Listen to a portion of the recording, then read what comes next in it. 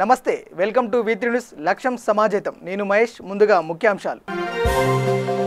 3 రాజధానుల అంశంపై చంద్రబాబు 48 గంటల డెడ్ లైన్ ఇవ్వడం హాస్యాస్పదం.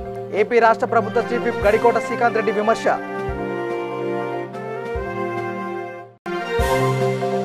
మద్యం అలవాటు నుంచి బయటకు రావాలి. ఏపీ మద్య విమోచన ప్రచార కమిటీ చైర్మన్ లక్ష్మణ్ రెడ్డి విజ్ఞప్తి.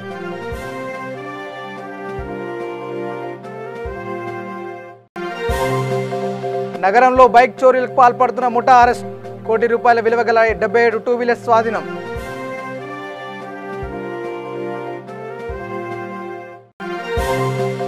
కాకినాడలో ప్రైవేట్ ట్రావెల్స్ డ్రైవర్లు సిబ్బంది ఆందోళన. ప్రభుత్వం ఆదుకోవాలని డిమాండ్.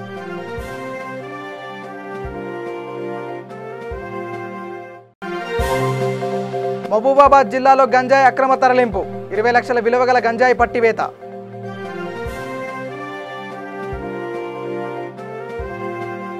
ఇక డీటెయిల్స్లోకి వెళ్తే 3 రాజధానుల అంశంపై చంద్రబాబు 48 గంటల డెడ్లైన్ ఇవ్వడం హాస్యాస్పదంగా ఉందని రాష్ట్ర ప్రభుత్వ చీఫ్ విప్ గడికోట శ్రీకాంత్ రెడ్డి విమర్శించారు. కడపలో ఆయన మీడియాతో మాట్లాడుతూ గతంలో వైఎస్ రాజశేఖర రెడ్డి మరణించినప్పుడు జగన్మోహన్ రెడ్డి రాజీనామా చేసి ముందుకు వచ్చిన విషయాన్ని గుర్తు చేశారు. అలాగే జగన్ మాదిరిగా చంద్రబాబు కూడా రాజీనామా చేసి ముందుకు రావాలని సవాలు విసిరారు. రాజధాని గురించి ఎన్నికల ముందు చెప్పలేదని బాబు అంటున్నారని, కానీ ఎన్నికల మేనిఫెస్టోలో 3 ప్రాంతాల అభివృద్ధి కృషి చేస్తానని జగన్ హామీ ఇచ్చారని స్పష్టం చేశారు. బినామీలను కాపాడుకునేందుకు అమరావతి అంటూ డ్రామాలు ఆడుతున్నారని బాబును విమర్శించారు. ఇకనైనా రాయలసీమ టీడీపీ నేతలు ఆత్మపరిశీలన చేసుకోవాలని సూచించారు. రాష్ట్ర ప్రభుత్వానికి మంచి పేరు రాకుండా కుట్రలు చేస్తున్నారని మండిపడ్డారు. అమరావతి రైతుల బాధ్యత రాష్ట్ర ప్రభుత్వానిదేనని శ్రీకాంత్ రెడ్డి మరోసారి గుర్తు చేశారు. ప్రెస్ మీట్స్ చాలా కామెడీగా తయారైపోయి చంద్రబాబు నాయుడు గారు ప్రెస్ మీట్స్ చూస్తూ ఈ మధ్యన చాలామంది కూడా టీవీలలో వస్తున్నటువంటి కామెడీ షోలు చూడడం మర్చిపోయారు. వాళ్ళు కూడా మా పొట్ట కొడుతున్నాడు ఈ చంద్రబాబు నాయుడు కామెడీ, ఎక్కువ ప్రజలు ఆయన ప్రెస్ మీటర్తోనే నవ్వుకుంటున్నారు అటువంటి మాటలు మాట్లాడుతున్నారు. తను డిప్రెషన్లోకి వెళ్ళి ఓడిపోయిన తర్వాత ఆ బాధను తట్టుకోలేక టైంపాస్ కాక అప్పుడప్పుడు జూమ్ మీటింగ్లు పెట్టి ఏదేదో మాట్లాడుతున్నారు. 40 సంవత్సరాలు ఇండస్ట్రీ అయినట్టు చెప్పేటువంటి చంద్రబాబు నాయుడు గారు 48 గంటలు టైం ఇస్తున్నాను ప్రభుత్వంలో అందరూ రాజీనామా చేయాలని మాట మాట్లాడుతున్నారు. ఎక్కడి నుంచి మాట్లాడాడు? పక్క రాష్ట్రం నుంచి మాట్లాడుతూ పక్క రాష్ట్రంలో ప్రెస్ మీట్లు పెట్టి 48 గంటలు డెడ్లైన్ ఇస్తాడండి. ఆయన మాట్లాడేటువంటి టైంపాస్ కాకుండా ఏదో ఆయన మాట్లాడేటువంటి మాటల్ని ఆయనకు భజన చేసేటువంటి కొన్ని ఛానల్స్ కానీ కొన్ని పత్రికలు కానీ పదే పదే ఆ న్యూస్ని చేస్తూ ఏదో గొప్పగా ఆయన మాట్లాడినట్టుగా మాట్లాడుతున్నారు. ఆయన ఏదో ఛాలెంజ్ చేశాడట. కొంచెమన్నా ఆయనకి ఇంకిత జ్ఞానం ఉందా అని చెప్పి ప్రశ్నిస్తున్నాను. అలా కాకుండా మేము రాజీనామా చేస్తామన్నటువంటి మాట మాట్లాడకుండా మీరు రాజీనామా చేయండి అని చెప్పి మాట్లాడుతున్నాడు. అది డెడ్లైన్ ఇస్తాడు 48 గంటలు. 48 గంటల తర్వాత ఏం చేస్తాడు ఆయన? డెడ్లైన్ అయిన తర్వాత ఏం చేస్తాడు? కూర్చుంటాడు, మళ్ళీ జూమ్ యాప్ పెడతాడు. అంతకుమించి ఏం చేస్తాడు ఆయన?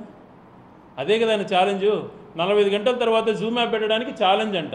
మళ్ళీ ఇలాంటి కామెడీలు చూసి ప్రజలు నవ్వుకుంటున్నారు. అందుకే ఇంతకుముందు చెప్పా, నీ ప్రెస్ మీట్లు చూసి కామెడీ షోలు కూడా చూడడం మానేశారు అని చెప్పి.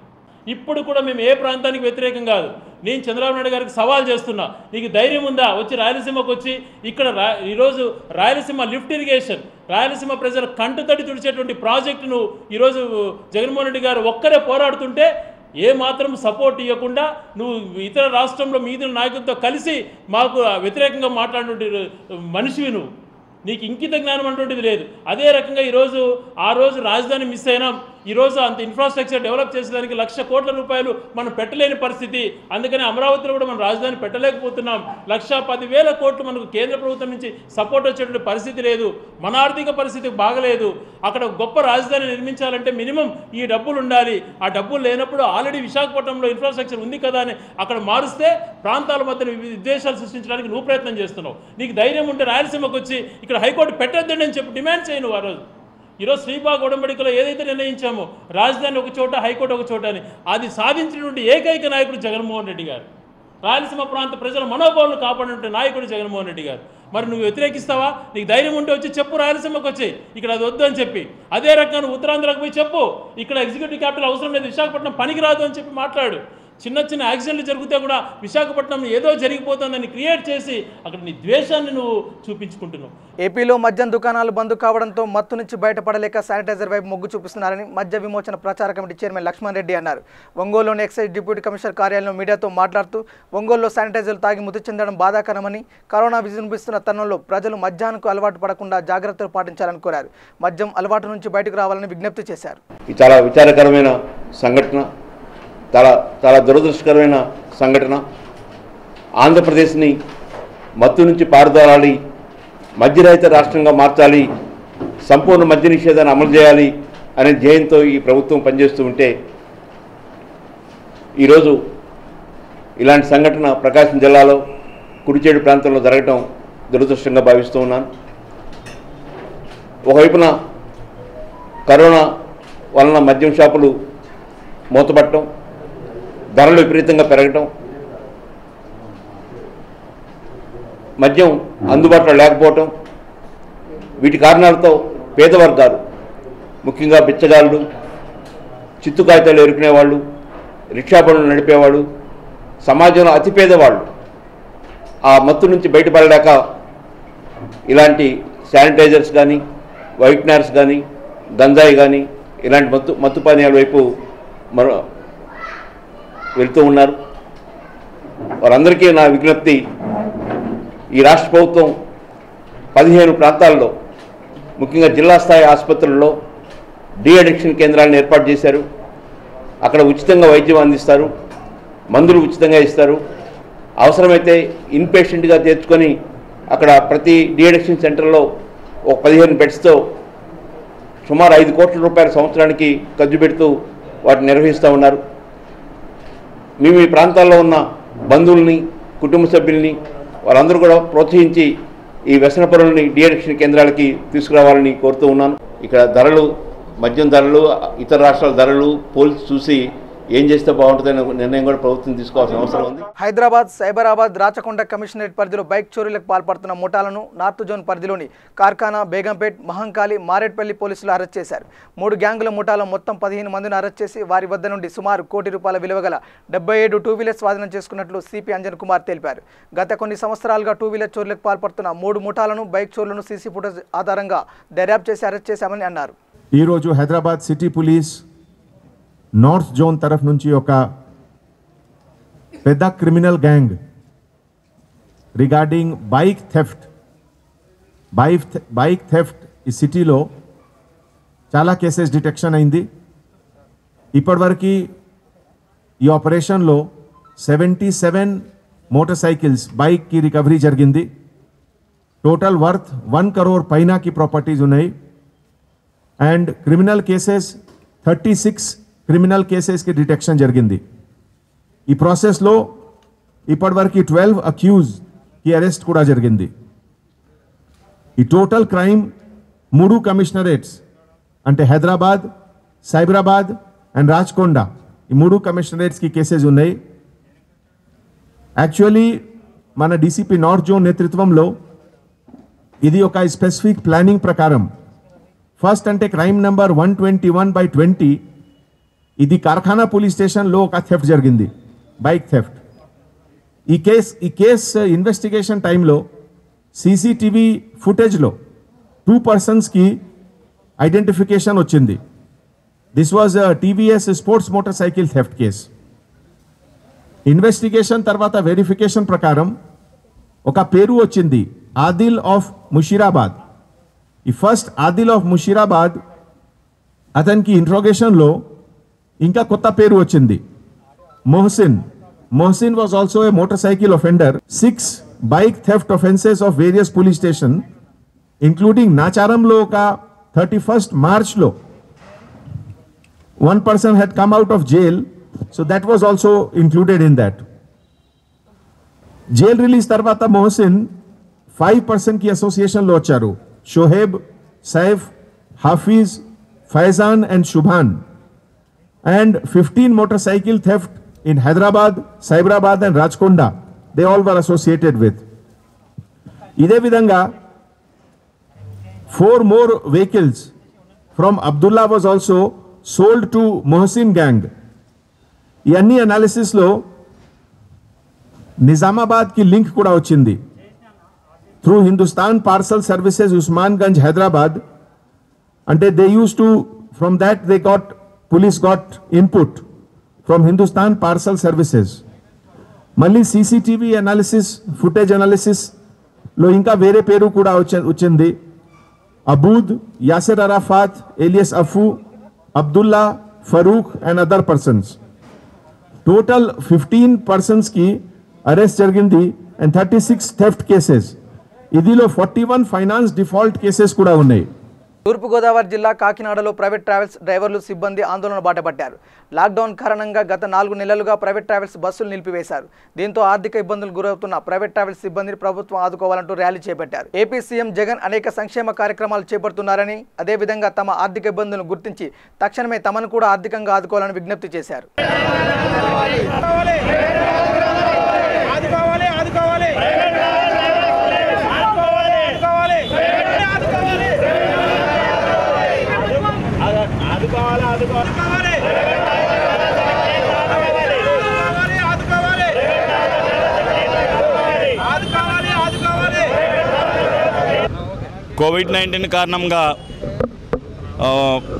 కోవిడ్-19 కారణంగా గత 4 నెలలుగా ప్రైవేట్ ట్రావెల్స్ బస్సులు నిలిపివేయడం జరిగింది.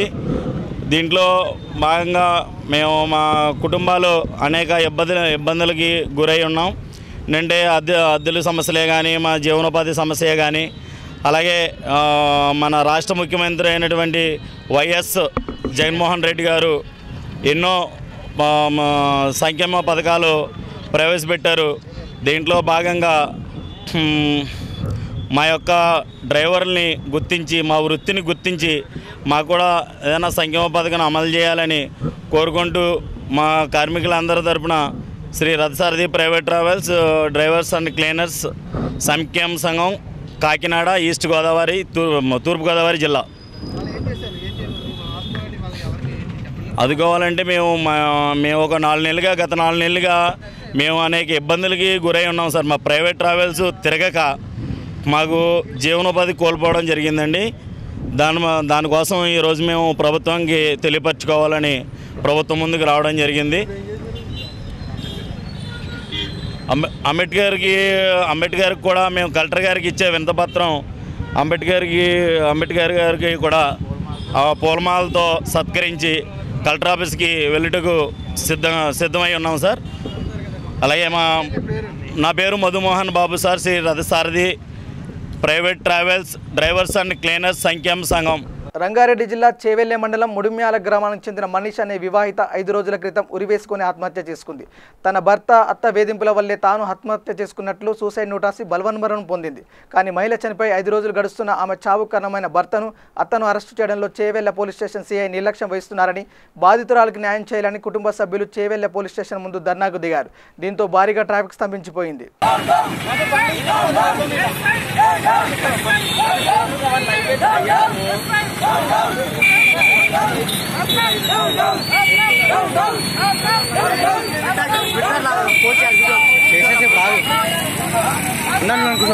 తెచ్చేటు లేవురా అన్నా, లేవు తెచ్చి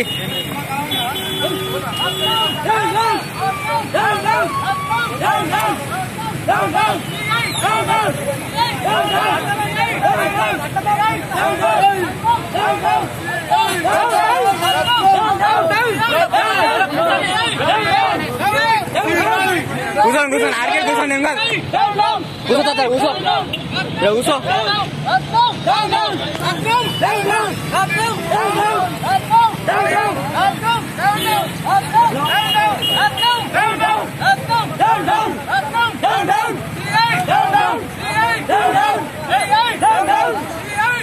మహబూబాబాద్ జిల్లాలో 20 లక్షల విలువ చేసే గంజాయి పట్టుబడింది. గూడూరు మండలంలో వాహనాలు తనిఖీలు చేస్తుండగా అక్రమంగా తరలిస్తున్న 20 లక్షల రూపాయల విలువ గల 200 కేజీల గంజాయి స్వాధీనం చేసుకుని 6 నిందితులను అరెస్ట్ చేసినట్లు ఎస్పీ నంద్యాల కోటిరెడ్డి తెలిపారు. గూడూరు మండల పరిధిలో ఏజెన్సీ మన భద్రాచలం మల్కాన్గిరి ఏజెన్సీ ప్రాంతం నుంచి ఒక ఆర్గనైజ్డ్ వేలో గాంజాని పెద్ద మొత్తంలో సరఫరా చేస్తుంటే లోకల్ ఎస్ఐ సిఐ పట్టుకోవడం జరిగింది. ఇందులో దాదాపు 200 కేజీల గాంజాని సీజ్ చేయడం జరిగింది. దాంతోపాటు ఒక కారు, ఆ కారు కూడా అందులో డిక్కీ, తర్వాత సీట్ల మధ్య కూడా పెట్టి ఎవరికి అనుమానం రాకుండా ట్రాన్స్పోర్ట్ చేయడం జరుగుతుంది. వీళ్ళందరూ కూడా గూడూరు మండలం సీతానగరం గ్రామ పంచాయతీ పరిధిలో ఉన్నటువంటి రాళ్లవాగు దస్రు తండాకు సంబంధించినటువంటి వ్యక్తులు వీళ్ళు. ఇందులో మొత్తం ప్రస్తుతానికి 6 అదుపులో తీసుకోవడం జరిగింది. ఇంకా మిగతా వాళ్ళు కూడా ఇది ఇక్కడే కాకుండా ఏజెన్సీ ప్రాంతం నుంచి తీసుకొచ్చి ఈ దగ్గరలో చుట్టుపక్కల ఉన్నటువంటి టౌన్స్లో, హైదరాబాద్లో, వేరే రాష్ట్రాలకు కూడా వీళ్ళు సప్లై చేయడం జరుగుతున్నది. ప్రస్తుతానికి మనకి రాళ్లవాగు దస్రు తండాకు సంబంధించిన వ్యక్తులు మన అదుపులోకి తీసుకోవడం జరిగింది. వీళ్ళని పూర్తిగా విచారించి మళ్ళీ పోలీస్ కస్టడీ తీసుకున్న తర్వాత మిగతా నెట్వర్క్ వేరే రాష్ట్రాలకు కూడా పోతుంది కాబట్టి అక్కడ ఎవరు ఏంటి అనే దాని మీద బ్రేక్ చేయాల్సిన అవసరం ఉంది. ఇందులో ముఖ్యంగా బూక్యా లక్ష్మణ్, బూక్యా రాము, బోడ సుమన్, బోడ రవికుమార్ వీళ్ళ మీద గతంలో కూడా కేసులు ఉన్నాయి. వీళ్ళే కాకుండా బానోతు రెడ్డి, బూక్యా కుమార్, తేజావత్ సురేష్ వీళ్ళని కూడా మొత్తం 7గురిని అదుపులో తీసుకోవడం జరిగింది. వీళ్ళందరినీ కూడా NDPS యాక్ట్ కింద కోర్టు ప్రొడ్యూస్ చేయడం జరుగుతుంది. తర్వాత ఫర్దర్గా మళ్ళీ పోలీస్ కస్టడీ తీసుకొని రిమైనింగ్ నెట్వర్క్ ఎవరైనా చూస్తాం. ఇటీవల కాలంలో ఇంత పెద్ద మొత్తంలో గాంజాని స్వాధీనం చేసుకోవడం, ఇది ఎక్కువ మొత్తంలో స్వాధీనం చేసుకున్నందుకు ఇక అధికారులందరినీ కూడా అభినందిస్తున్నాం. ముఖ్యంగా ఈరోజు వరకు జూలై 28 నుంచి ఆగస్టు 3 వరకు మావోయిస్టు వారోత్సవాలు జరుగుతున్న సందర్భంలో ఎక్కడికక్కడ కూమింగ్ ఆపరేషన్ చేసుకుంటూ వెహికల్ చెకింగ్ చేస్తున్న నేపథ్యంలో మనకి ఈ ఇన్ఫర్మేషన్ రావడం జరిగింది. అది కూడా ఒక గుడ్ అచీవ్మెంట్గా నేను భావిస్తూ అధికారులను అభినందిస్తున్నాను. సంగారెడ్డి జిల్లా పటాన్చెరు మండలం ముత్తంగి గ్రామ శివార్లో గుర్తు తెలియని మృతదేహం లభ్యమైంది. వాణినగర్లో వెంచర్లో మృతదేహాన్ని గుర్తించిన స్థానికులు పోలీసులకు సమాచారం అందించారు. ఘటనా స్థలానికి చేరుకున్న DSP రాజేశ్వరరావు కేసు నమోదు చేసి దర్యాప్తు చేపట్టారు. మృతదేహాన్ని పోస్టుమార్టం నిమిత్తం ఆసుపత్రికి తరలించారు. క్రితం ఒక సమాచారం నిమిత్తం నేను పటాన్చెరు DSP రాజేశ్వరరావు, తర్వాత మా SI సత్యనారాయణ గారు ఇక్కడ ఒక శవం వాణినగర్లో ఉన్నటువంటి శివార్లో గల ఎస్టేట్ వెంచర్స్లలో ఒక శవం పడి ఉన్నదంటే మేము వెంటనే వచ్చి చూసాము. చూస్తే అతను ఆత్మహత్య చేసుకున్నట్టు ఉన్నది. శివము పూలముఖము, నల్లటి రంగు, తర్వాత బాగా వీక్ తర్వాత ఒక ఛత్రి ఉన్నది, మల్టీ కలర్ చెక్స్ టవల్ ఉన్నది. ఆయన వృద్ధుడు ఆ టవల్తోనే దాన్ని డబుల్గా 2గా చించి పొడుగుగా చేసుకొని ఒక మెడకు ఒక నాటు వేసుకున్నాడు. తర్వాత పక్కన చిన్న వేప చెట్టుకు ఆయన ఆత్మహత్య చేసుకునే ప్రయత్నం చేసినట్టు దాంట్లో పార్షియల్ హ్యాంగింగ్ అంటాం, అట్లా అయ్యి కింద పడ్డ తర్వాత చనిపోయాడు. నేను శవాన్ని పూర్తిగా క్షుణ్ణంగా పరిశీలిస్తే ఆయన ఆ నాటు విధానం అంటే మెడకు నాటు 2 ముళ్ళు ఉంటాయి. ఆ నాటు విధానం ప్రకారం ఆత్మహత్య చేస్తున్నట్టు నా ప్రాథమిక దర్యాప్తులు తేలింది. ఆయన ఏమైనా సరే దీన్ని PME చేసి ఆయన శవం పైన ఇంకెలాంటి ఇంజరీస్ ఉన్నాయా, ఇన్విజిబుల్ ఇంజరీస్ ఉన్నాయా, ఇంటర్నల్ ఇంజరీస్ ఉన్నాయా, అవన్నీ వెరిఫై చేసిన తర్వాత కేసు ఆ విధంగా దర్యాప్తు చేస్తాం. ఇప్పుడైతే మేము 174 CRPSలో పటాన్చెరులో కేసు దర్యాప్తు చేస్తున్నాం. అయితే మృతుడికి సంబంధించిన కుటుంబ సభ్యులు కూడా ఈయన పైన ఒక మల్టీ కలర్ షర్టు ఉన్నది, తర్వాత ఛత్రి ఉన్నది, తర్వాత ఒక బీడీ తాగే అలవాటు ఉన్నట్టుంది, వీక్ ఉన్నాడు, ఒక జోల సంచి లాంటిది సంచి ఉన్నది, ఛత్రి సంచి, స్లిప్పర్స్ ఉన్నాయి. అన్నోన్ అంటే గుర్తు తెలియని శవముగా ఇప్పటికి మేము షిఫ్ట్ చేస్తాం. శవాన్ని మన పటాన్చెరు మార్చిలో భద్రపరచడం జరుగుతుంది. Pending identification. హైదరాబాద్ నగరంలో ఘోర రోడ్డు ప్రమాదంలో 2 యువకులు మృతి చెందారు. మంగళాట్ పోలీస్ స్టేషన్ పరిధిలోని హరదర్వాజ్ అర్ధరాత్రి వేళ ఒక ద్విచక్ర వాహనంపై 3 యువకులు వేగంగా వెళ్తూ ప్రమాదానికి గురయ్యారు. 2 వ్యక్తులు అక్కడికక్కడే మృతి చెందగా మరొకరు స్వల్ప గాయాలతో బయటపడ్డారు. సమాచారం అందుకున్న వెంటనే పోలీసులు అక్కడ చేరుకొని మృతదేహాలను పోస్టుమార్టం నిమిత్తం ఉస్మానియా మార్చూరుకి తరలించారు. అతివేగం కారణంగానే రోడ్డు ప్రమాదం జరిగినట్లు పోలీసులు తెలిపారు. ఎర్లీ అవర్స్ 2 గంటల 10 నిమిషాల ఆ ప్రాంతంలో ఒక వెహికల్, యమా వెహికల్ మీద 3 మసూదనాచారి అండ్ అతని ఫ్రెండ్, ఇంకా పేరు తెలియదు, దెన్ రాజా అని 3 వస్తున్నారు. అపచపుత్ర నుంచి టువర్డ్స్ గురునాపూల్ వస్తుంటే వాళ్ళు రహీంపురంలో ఉంటాడు. లెఫ్ట్ టర్న్ తీసుకొని వాళ్ళ ఇంటికి వెళ్ళేసరికి అతన్ని ఆ స్పీడ్లో ఎక్కువ స్పీడ్, హై స్పీడ్ ఉన్నట్టున్నాడు. వచ్చేసి ఆ పోల్కు డాష్ ఇచ్చినందుకు ఆన్ ది స్పాట్ ఇద్దరు మధుసూదనాచారి అండ్ వాళ్ళ ఫ్రెండ్ ఇద్దరు హెడ్ ఇంజరీస్తోని చనిపోవడం జరిగింది. అదేవిధంగా రాజా అని వాళ్ళ ఫ్రెండు జస్ట్ సింపుల్ ఇంజరీస్తోని 108లో ఓజీహెచ్ పంపించడం జరిగింది. ఇప్పుడు ఆ డెడ్ బాడీస్ను ఓజీహెచ్ మార్చరీకి తీసుకెళ్తున్నాం. దీనికి చనిపోవడానికి కారణం ఏంటంటే వాళ్ళు ఈ డ్రైవింగ్ చేసే అతను హెల్మెట్ చేసుకున్నందుకు ఈ ఇద్దరు ప్రాణాలు పోయినాయని తెలుస్తున్నది. అదేవిధంగా వాళ్ళు వచ్చేసి అన్కంట్రోల్ అయ్యి ఎక్కువ హై స్పీడ్ ఉన్నందుకు అన్కంట్రోల్ అయ్యేసి ఆ పోల్కు డాష్ చేసుకుంది. స్వీయ నియంత్రణ పాటించడమే కరోనా బారిన పడకుండా కాపాడుతుందని లోడి స్వచ్ఛంద సంస్థ డైరెక్టర్ దుగ్గింపూడి విజయపాల్ అన్నారు. వరంగల్ జిల్లా కేంద్రంలోని ఆసిఫ్ నగర్, ఎల్బీ నగర్లో వికలాంగులకు వితంతువులకు లోడి స్వచ్ఛంద సంస్థ ఆధ్వర్యంలో నిత్యావసర సరుకులు పంపిణీ చేశారు. ఈ సందర్భంగా ఫాదర్ విజయపాల్ మాట్లాడుతూ స్విట్జర్లాండ్ చెందిన వారి సహకారంతో సరుకులు పంపిణీ చేస్తున్నట్టు తెలిపారు. కరోనా సోకకుండా అందరూ అప్రమత్తంగా ఉండాలని, స్వీయ నియంత్రణ పాటించాలని అన్నారు. ఈ కార్యక్రమంలో ఫాదర్ ఫ్రాన్సిస్ జెమ్రో, రాజా, project coordinator తుమ్మా Vijay Kiran, PRO కుసుమ సతీష్ తదితరులు పాల్గొన్నారు. మహమ్మారి ప్రబలిస్తున్నటువంటి ఈ రోజుల్లో మన భారతదేశం తరపున ప్రధానమంత్రి పిలుపు మేరకు అనేక స్వచ్ఛంద సేవా సంస్థలు సేవలు చేస్తూ ఉన్నాయి. లోడి సాంఘిక సేవా సంస్థ కూడా ప్రత్యేక విధంగా వరంగల్ పట్టణంలో ప్రత్యేక శ్రద్ధ వహించి గత 3 నెలలుగా అనేక విధాలుగా వలస కార్మికులకు, వితంతువులకు, పోలీసు సిబ్బందికి, మున్సిపాలిటీ సిబ్బందికి, హెల్త్ డిపార్ట్మెంట్ వారికి ఎంతో చేయూతను అందించింది. ఇప్పటికే 4000 మంది పేద ప్రజలకు మేము వారికి కావలసినంత ప్రతిరోజుకు ఉపయోగపడేటటువంటి నిత్యావసర వస్తువులను మేము పంపిణీ చేస్తూ ఉన్నాం.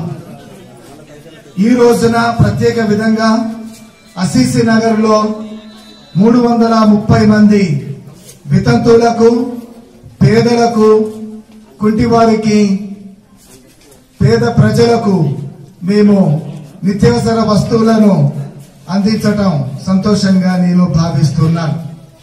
మా లోడి సాంఘిక సేవా సంస్థ అధ్యక్షులు డాక్టర్ ఉడుమల బాలా గారి ప్రోత్సాహంతోటి ఈ కార్యక్రమాన్ని ఈ రోజున నిర్వహిస్తూ ఉన్నాం. పేద ప్రజలకు మేము ఇచ్చేటటువంటి సహాయం 15-20 రోజులకు మాత్రమే సరిపోతుంది. కానీ దీనికంటే ముఖ్యంగా ప్రజలందరూ కూడా మాస్కులు ధరించి, శానిటైజర్స్ ని వాడుకుంటూ, సోషల్ డిస్టెన్స్ మెయింటైన్ చేసుకుంటూ ఈ కరోనా వ్యాధికి గురి కాకుండా ఎవరికి వారుగా మనల్ని మనం రక్షించుకుంటూ మన జీవితాలను ముందు కొనసాగించుదాం. మా లోడి సాంఘిక సేవా సంస్థ డైరెక్టర్ గా ఫాదర్ డి విజయపాల్ అయినటువంటి నేను ఈ కార్యక్రమాన్ని నిర్వహించడం సంతోషంగా భావిస్తున్నాను. ఆదిలాబాద్ రిమ్స్ ఆసుపత్రిలో పనిచేస్తున్న కార్మికులు, sanitizer, patient care, security guards అనేక ఇబ్బందులు ఎదుర్కొంటున్నారని, దీనిపై రిమ్స్ డైరెక్టర్ నిరీక్షణ వహించడం బాధాకరణమని AITC Telangana medical contract workers employees union జిల్లా అధ్యక్షురాలు కన్నెల లక్ష్మి అన్నారు. ఈ మేరకు సిబ్బంది సమస్యలపై ఆమె మీడియా సమావేశం ఏర్పాటు చేశారు. ఈ సందర్భంగా ఆమె మాట్లాడుతూ కార్మికులకు సమాన పనికి సమాన వేతనం చెల్లించాలని, పీపీఈ కిట్లు, మాస్కులు, గ్లౌజులు, శానిటైజర్ అందించాలని డిమాండ్ చేశారు. ఈరోజు ఆదిలాబాద్ జిల్లా కేంద్రంలోని రిమ్స్ ఆసుపత్రిలో పనిచేస్తున్నటువంటి కార్మికులకు, patient care, security guard, sanitation వర్కర్స్కు చాలా ఇబ్బందులు ఎదుర్కొంటున్నారు. ఇలా రాష్ట్ర ప్రభుత్వము, ఇలా రాష్ట్ర ముఖ్యమంత్రి వర్యులే ప్రెస్ మీట్ పెట్టి ఇలా సేవలు మరవలేనివని చేతులెత్తి దండం పెట్టిన ఇలా గౌరవ ముఖ్యమంత్రి వర్యులు ఇవాళ కోవిడ్-19 మహమ్మారిని పారదోలడంలో ముఖ్య పాత్ర పోషిస్తున్న కార్మికులు ఇవాళ మనుషులు కాదని మేము అడుగుతున్నాం. ఇవాళ కోవిడ్ వార్డులో కూడా డ్యూటీ చేసి ఎలాంటి పీపీ కిట్లు, మాస్కులు, గ్లౌజులు లేకుండా ప్రాణాలు పణంగా పెట్టి పనిచేస్తున్నటువంటి కార్మికులను ఆదుకోవాల్సిన బాధ్యత గవర్నమెంట్ పైన లేదా? ఇవాళ మేమేం అడుగుతున్నాం? మాకు ఇలా కార్మికులు బతకడం కోసం, బతుకు తెరువు కోసం, వాళ్ళ కుటుంబాలను కాపాడుకోవడం కోసం, వాళ్ళ కుటుంబాలను పోషించుకోవడం కోసం కరోనా మహమ్మారిని కూడా లెక్క చేయకుండా పనులు చేస్తూ ఉంటే ఇలా ఉన్నతాధికారులు ఎక్కువ జీతము 50,000కు మించి ఉన్న ఎంప్లాయీస్ ఎవరైతున్నారో సిమ్టమ్స్ ఉంటే క్వారంటైన్ అంటే హౌస్ క్వారంటైన్లోకి వెళ్ళిపోతున్నారు. మరి వీళ్ళు మనుషులు కారా? వీళ్ళకు సరిపడా సౌకర్యాలు కల్పించాల్సిన బాధ్యత గవర్నమెంట్ మీద లేదా అని మేము అడుగుతున్నాం. ఇవాళ ఏదైతే గౌరవ ముఖ్యమంత్రి ప్రకటించిందో ఇన్సెంటివ్ కింద 10% కార్మికులకు అవసరం లేదు. వీళ్ళకు ఉన్నది 9,600 జీతం, వీళ్ళకి 10% కింద ఇస్తే 9,600 వస్తుంది. 600 అవి ఇచ్చి ఒకటే ఇవ్వకుండా ఒకటే. మేమేమంటున్నాం, ఇలా మున్సిపల్ కార్మికులకు ప్రకటించినటువంటి 5,000 ఇవ్వండి, లేకుంటే ఒక నెల ఇన్సెంటివ్ వేతనం కింద ప్రకటించండి. అలాగే 15 రోజులు పనిచేస్తే 15 రోజులు క్వారంటైన్ సెలవులు ఇవ్వండి.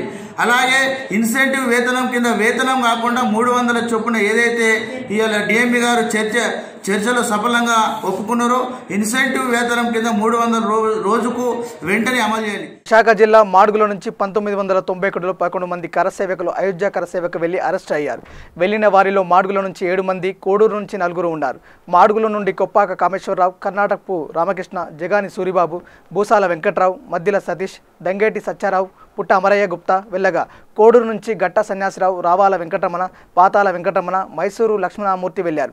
అందరూ మాడుగుల నుంచి అయోధ్యకు బయలుదేరగా మొగలసరాయ్ జంక్షన్ వద్ద అరెస్ట్ చేసి కాశీపట్నం జైలుకు తరలించి 11 రోజులు జైలులో ఉంచారు. జైలు నుంచి విడుదలైన వీరు అయోధ్యలో 2 రోజులు గడిపి తిరిగి మాడుగుల చేరుకున్నారు. నేడు వీరిలో అనేక మంది పరమపదించారు. మాడుగుల మండలం నుంచి వెళ్లి అయోధ్య రామ మందిర నిర్మాణానికి తమ వంతుగా కృషి చేసిన ఈ యోధులకు అభినందన నమస్కారాలు.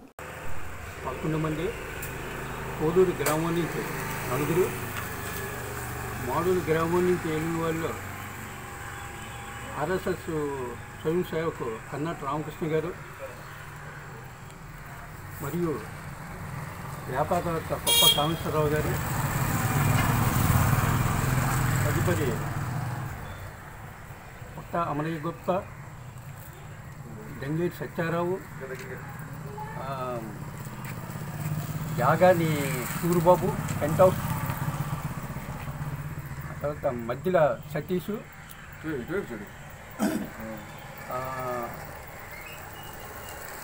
భూసాల కొండలరావు మాడుగుల నుంచి వెళ్ళిన వాళ్ళే. తర్వాత కోడూరు నుంచి గట్టా సన్యాసరావు, రావాల వెంకటరమణ,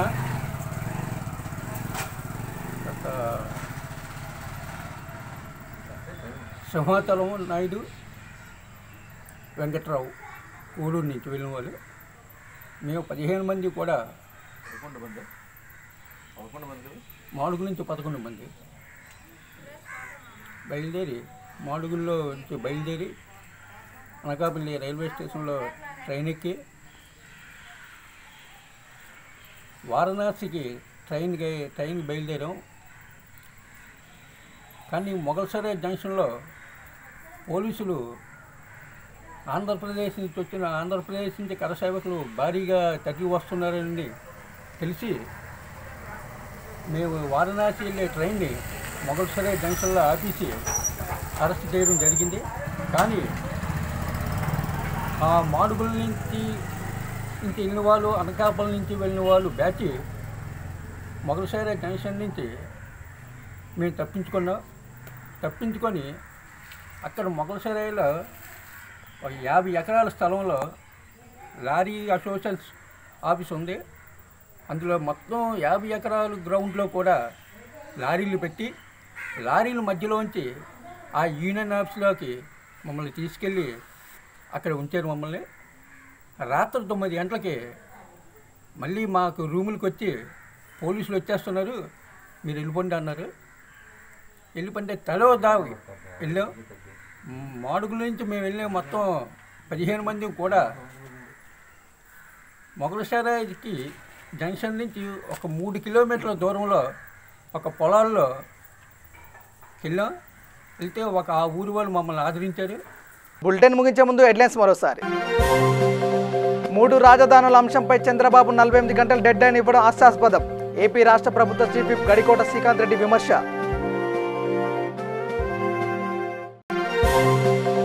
మద్యం అలవాటు నుంచి బయటకు రావాలి. ఏపీ మద్య విమోచన ప్రచార కమిటీ చైర్మన్ లక్ష్మణ్ రెడ్డి విజ్ఞప్తి.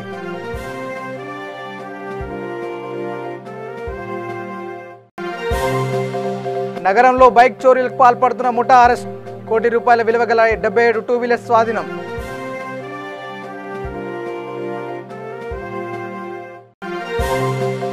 కాకినాడలో ప్రైవేట్ ట్రావెల్స్ డ్రైవర్లు సిబ్బంది ఆందోళన.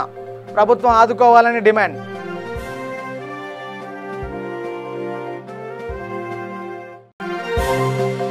మహబూబాబాద్ జిల్లాలో గంజాయి అక్రమ తరలింపు.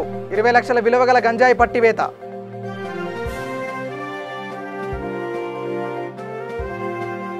ఇవి బులెటిన్ అప్డేట్స్. చూస్తూనే ఉండండి V3 న్యూస్. లక్ష్యం సమాజేతం. నమస్కారం.